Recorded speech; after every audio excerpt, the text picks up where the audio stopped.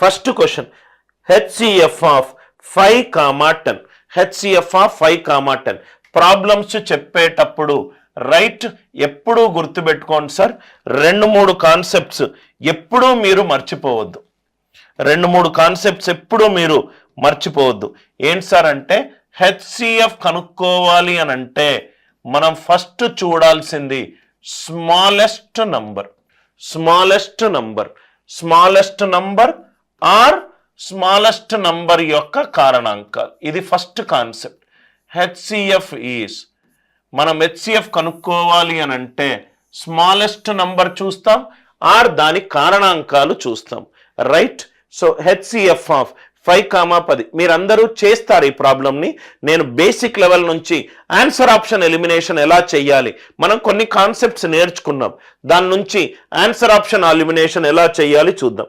HCF of 5, 10 answer అనేది 5 are దాని యొక్క కారణాంకం అయి ఉండాలి.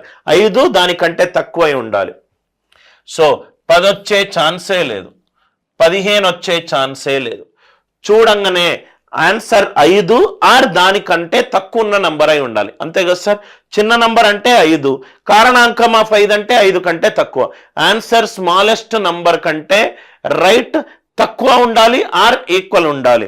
కాబట్టి ఆప్షన్ 10 పోయింది, 15 పోయింది. I hope the idea it is clear.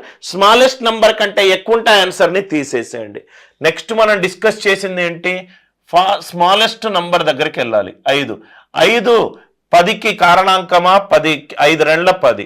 So కాబట్టి ఆన్సర్ అంతా 5. కానప్పుడే 5 యొక్క కారణాంకాలు తీసుకుంటాం. స్మాలెస్ట్ నంబర్ అనేది 5.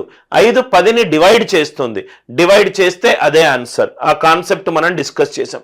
క్వశ్చన్ చూడంగానే 10, 15 ఎగిరిపోతుంది.